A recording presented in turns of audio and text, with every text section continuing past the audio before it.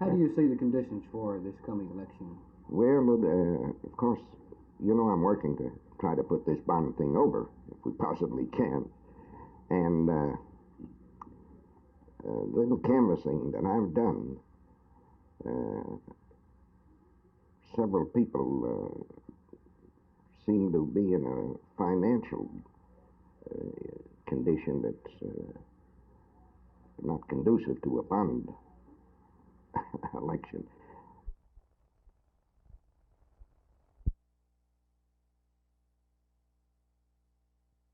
I don't think we have anyone running for the superintendency at all, and we're not out for the superintendent's job. We're out for the school board. We're running for the school board. We feel that the administration will have to follow the guidelines and policies that are set up by the school board, and whoever they may be. That has never been brought up, and it's not part of the campaign as far as we're concerned. Well, I think Dr. Estes should be recognized by everyone as an outstanding administrator, and I would hope that the present 4 people who are running for the committee will give public support to him as continuing his superintendency. But I think Dr. Estes will require the support of a progressive-minded school board to stay as superintendent. There are already many school systems in the country that are after him. They have been, at least in the past.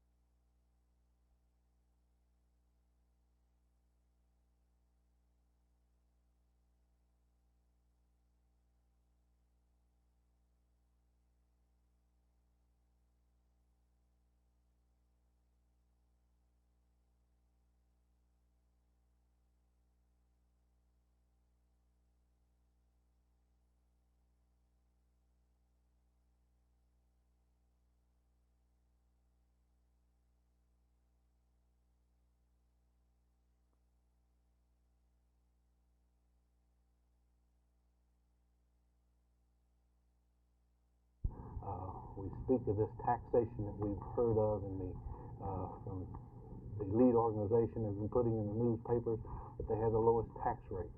We know that there's legislation now in Austin to get the evaluation of the property to be taxed back in the hands of the school board. We know this, that it's manipulation of figures, because the higher you evaluate something, even though you have the same tax rate, you end up, the normal taxpayer just pays more money. It costs him more taxes each year. I know last year we paid more taxes, school taxes. Unfortunately, the cost of almost everything in modern life is increasing. It was pointed out in the paper that the Dallas cost of living index went up another, 0.8% last month.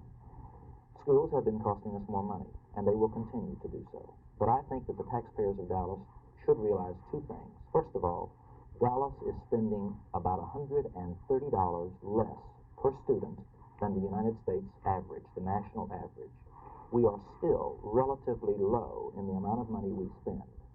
And look at the tax increase that did occur last year. It was a little bit greater than the usual one. I would only point out that most of that money was spent on teacher pay raise, which was actually put into law by the state legislature.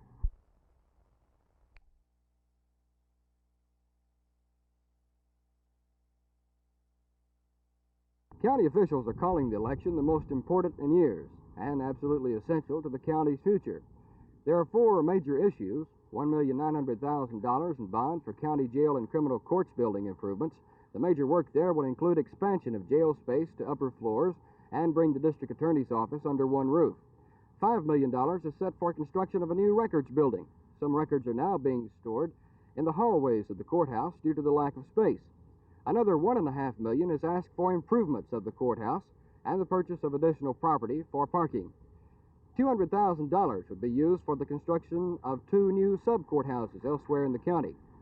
The election comes at a time when people are still feeling the pinch of tight money due to inflation.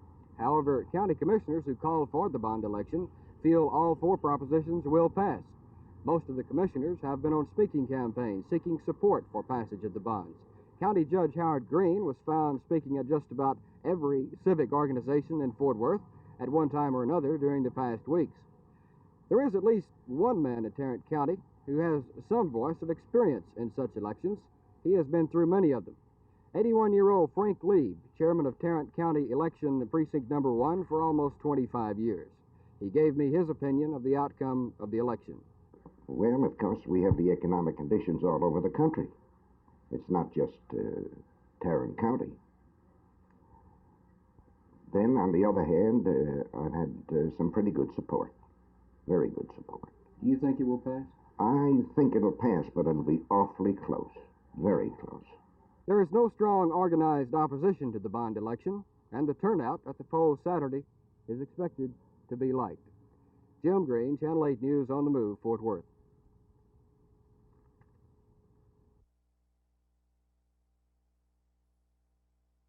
Fort Worth has a good chance of being among 114 major cities to be included in the operation of Railpax. It's a government intervention plan to restore major rail passenger service, and it's scheduled to begin its basic system of routes May 1st. Fort Worth does have a good chance of being named a major intersection point in the state for north, south, and east-west service lines. Currently, Santa Fe offers the only passenger service here. 2 trains, one going south to Houston and one north to Chicago, make daily stops now. If Fort Worth is named as a Railpax city, passenger service would also be available to Los Angeles and to New Orleans.